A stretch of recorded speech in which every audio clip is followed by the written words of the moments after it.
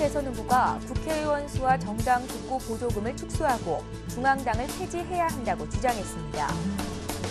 가계부채 문제가 커진 데는 한국은행의 금리 정책이 실패했기 때문이라는 주장이 나왔습니다. 기업들의 3분기 실적이 대폭 하락하면서 대규모 어닝쇼크 우려가 커지고 있습니다. 이르면 내년부터 몸이 아프거나 힘든 일을 하는 장년 근로자는 주 15시간에서 30시간 범위에서 근로시간을 줄일 수 있게 됩니다.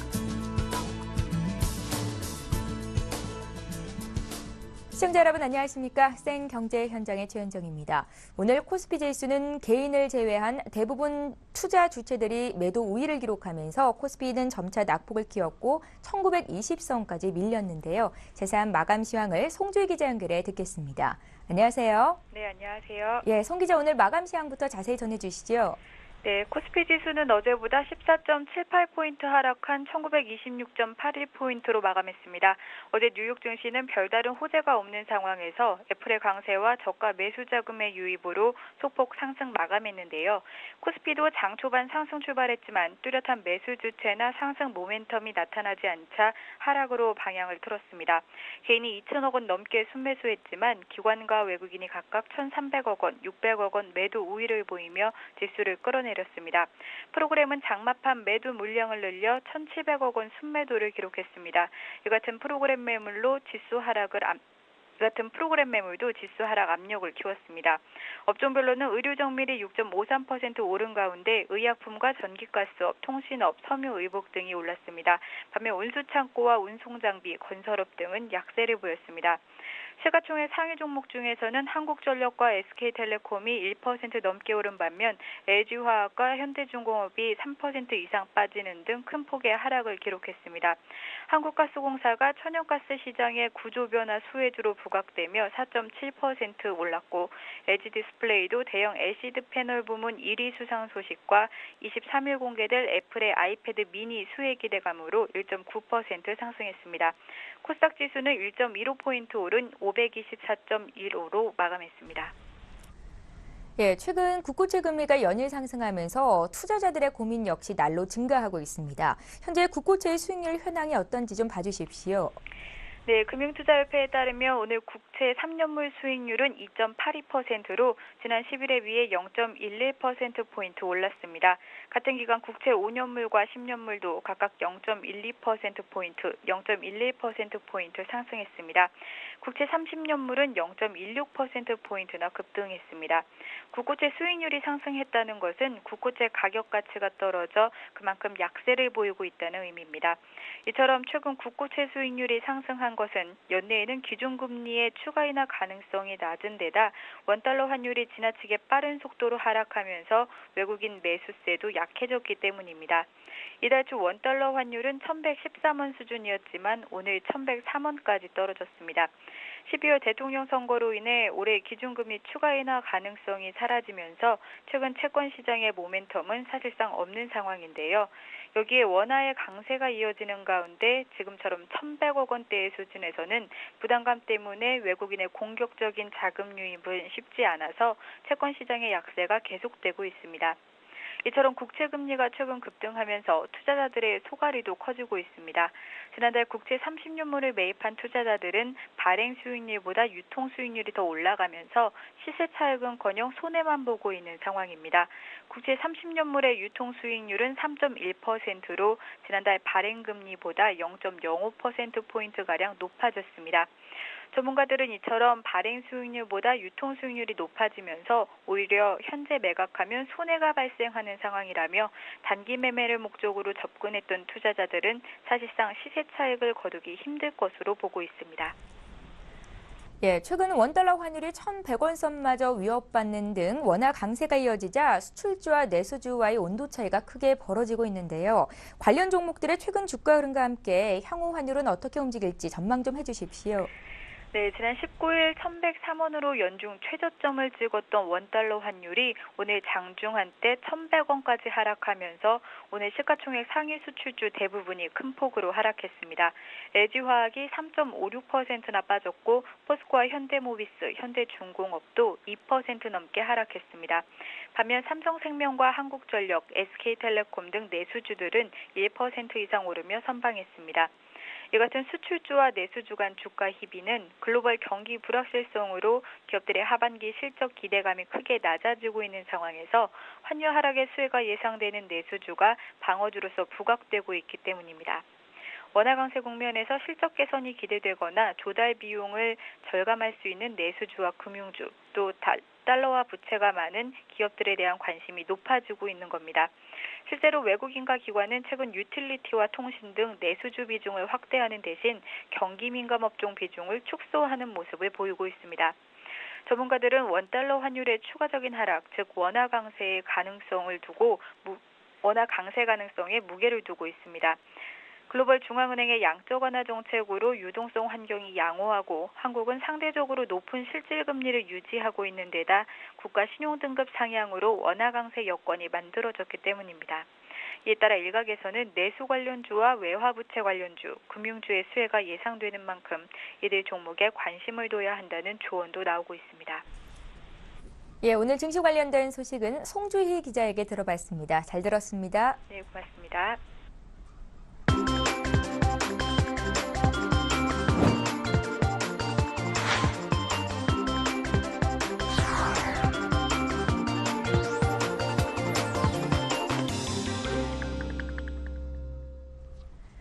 오늘의 주요 뉴스입니다.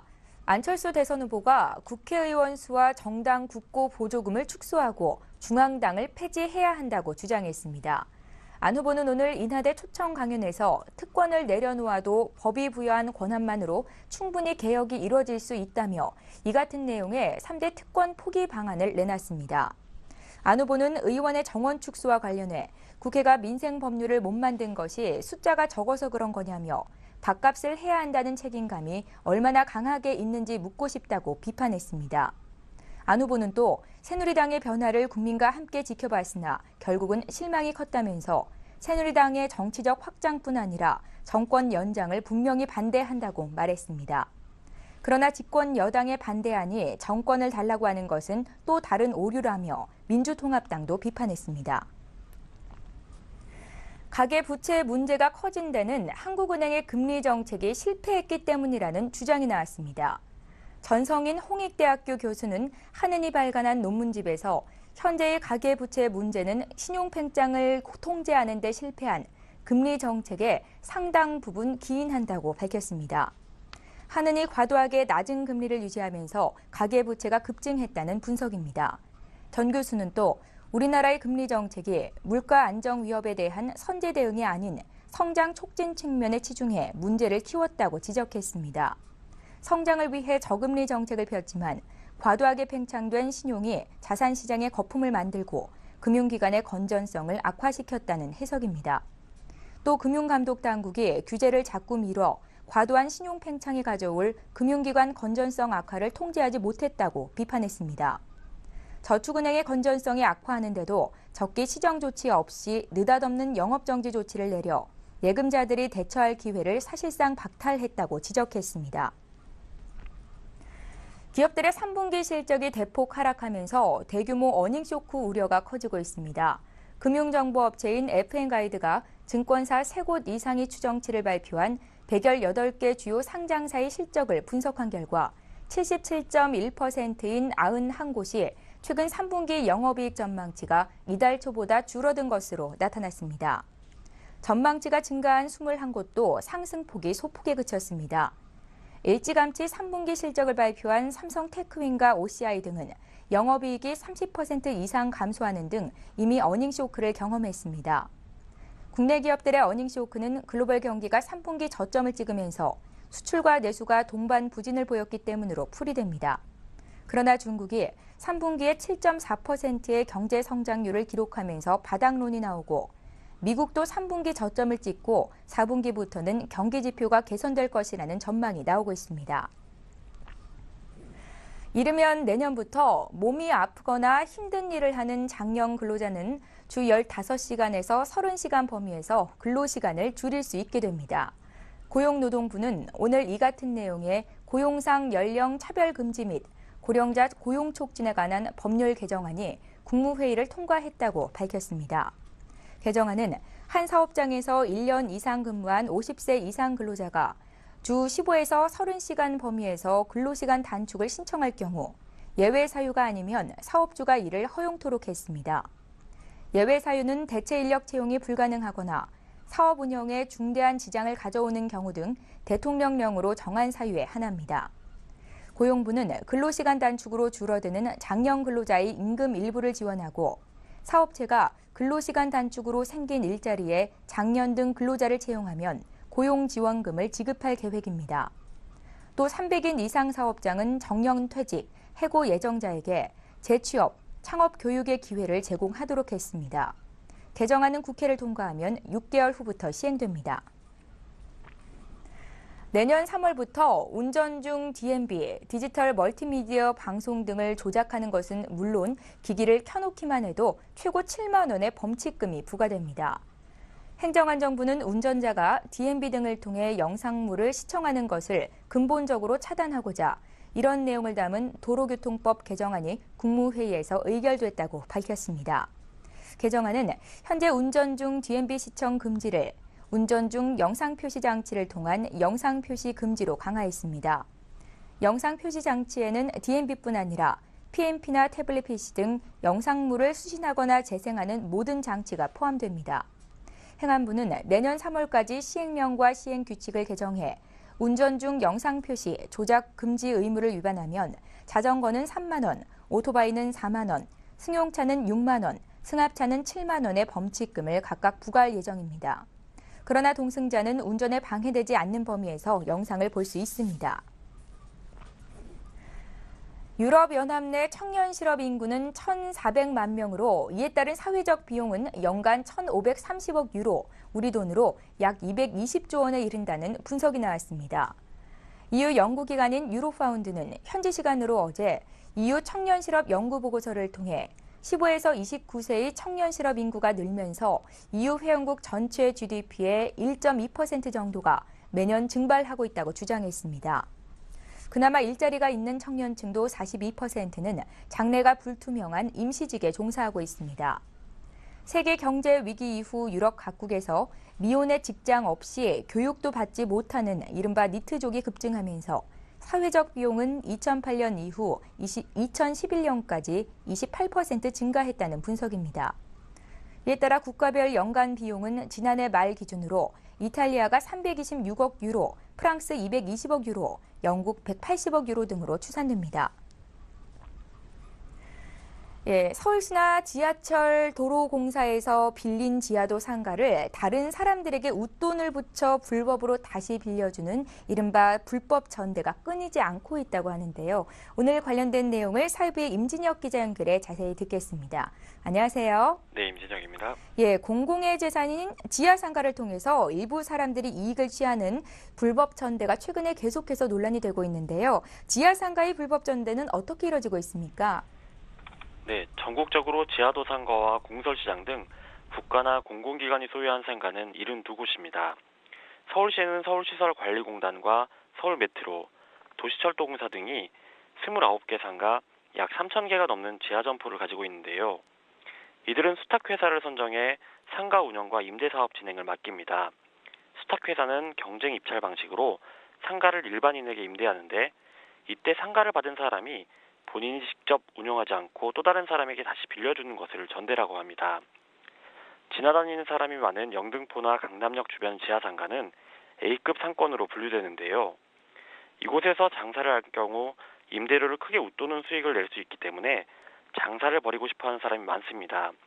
이들이 웃돈을 주고서라도 가게를 다시 빌리는 과정에서 불법 전대가 발생하게 됩니다. 이달 열린 서울시 국정감사에서 불법 전대 문제가 다뤄졌는데요. 한 점포의 경우 처음 빌린 사람이 월 200만 원의 가게를 받아 10배인 2천만 원에 다시 임대하는 사례도 있었다는 지적이 나왔습니다. 불법 전대를 관리하는 서울시나 관련 기관들이 있을 것 같은데 관리는 하고 있는 겁니까? 네, 불법 전대는 공유 재산을 통해 개인이 이득을 얻고 이 이득에 대한 세금도 내지 않는다는 문제가 있습니다. 이에 시나 관계기관 모두 불법 전대를 뿌리 뽑자는 데 동의하고 있지만 실제 단속은 어려운 상황입니다. 서울시는 시설공단이 관리 중인 29개 상가를 대상으로 지난해와 올해 두 차례에 걸쳐 전수조사를 실시했는데요. 실제 전대가 이뤄진 4곳과 전대가 의심스러운 333개 점포를 적발했습니다. 문제는 불법 전대를 적발해 제재하기 위해서는 웃돈을 주고받은 사람들 간의 임대계약서를 확보해야 하는데 이게 매우 어렵다는 것입니다. 웃돈을 주고 가게를 빌린 사람의 신고가 반드시 필요하지만 본인이 현재 상가에서 수익을 올리고 있기 때문에 생업을 포기하면서까지 신고하는 사례가 드물다고 합니다. 실제로 앞선 단속에서 전대가 이뤄진 4곳 모두 당사자 신고로 잡아낸 사례이며 의심되는 333곳은 아직 증거를 찾지 못해 처리할 방법이 없는 상황입니다. 또 지하철 상가는 일반 재산으로 분류돼 행정처벌 대상이 아닌데요. 이에 따라 계좌 추적 같은 적극적이고 강제적인 수단이 없다는 점도 단속을 힘들게 한다는 지적입니다. 예, 단속이 힘들다고는 하지만 이 불법 전대를 계속해서 지켜볼 수만은 없는 문제 같은데요. 불법 전대를 뿌리 뽑기 위해서는 어떤 조치가 필요하겠습니까? 네, 우선 일반 재산으로 분류된 지하도 상가를 행정재산으로 용도를 바꿔 행정형벌을 받을 수 있게 하자는 의견이 제기되고 있습니다. 행정벌을 적용할 수 있게 되면 검찰 수사나 세무조사가 쉬워지는데요. 웃돈을 주고받은 사람들의 현금 흐름을 파악해 불법 행위를 찾아낼 수 있다는 것입니다. 또 지하상가 임대료를 현실성 있게 올려야 한다는 주장도 있습니다. 현재 임대료가 시세보다 낮기 때문에 웃돈을 얹어서라도 불법 전대가 생기는 건데요. 아예 최초에 시가 민간에 임대할 때 값을 올려버린다면 불법 전대가 발생하지 않을 것이라는 지적입니다. 예, 지금까지 사회부의 임진혁 기자와 함께했습니다. 고맙습니다. 네, 감사합니다. 예, 이어서 1분 뉴스를 전해드립니다. 김준겸 한국전력 사장이 어제 경기도 시흥시 시화공단에 위치한 산일전기를 방문해 중소기업의 생산 현장을 직접 체험했습니다. 한전은 동반성장 정책의 효율성을 높이기 위해 지난 8월부터 경영진이 매달 협력기업을 방문해 현장의 목소리를 듣는 등 소통을 강화하고 있습니다. 이날 행사에서 김준겸 사장은 공장을 둘러본 후 작업복으로 갈아입고 현장 직원과 함께 직접 변압기 권선을 감고 부품을 조립했습니다.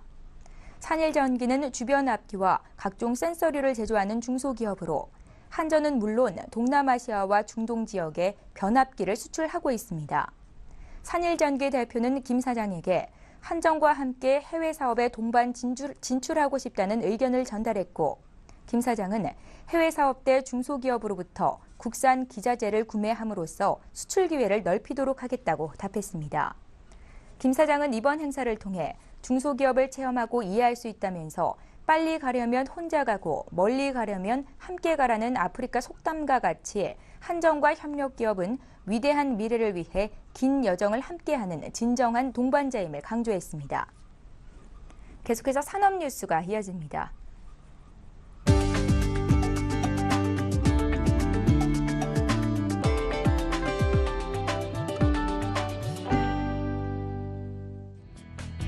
SK텔레콤이 터키 최대의 가전 제조업체인 베스텔과 협력해 터키, 유럽, 중앙아시아 지역에 스마트 교육 서비스를 제공합니다.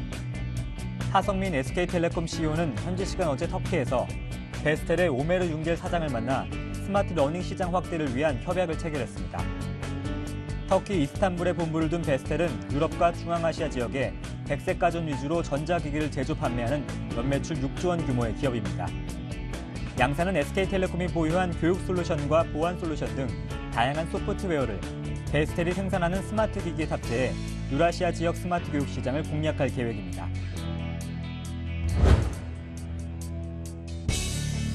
베스킨라빈스가 오는 26일부터 아이스크림과 디저트 등 제품 가격을 평균 14% 올리기로 했습니다. 이번 가격 조정은 2008년 10월 이후 4년 만으로 해당 품목은 아이스크림 9종, 음료 9종, 디저트 5종 등 모두 23종입니다. 베스킨라빈스 측은 토핑에 사용하는 견과류를 비롯한 원재료비가 급등한 데다 인건비와 임대료 상승 등을 고려해 이 같은 결정을 내렸다고 밝혔습니다. 업계 1위인 베스킨라빈스가 가격을 올리면서 다른 업체들의 동반 인상 가능성이 높아졌습니다. 오늘 생 경제 현장은 여기까지입니다. 시청해주신 여러분 고맙습니다.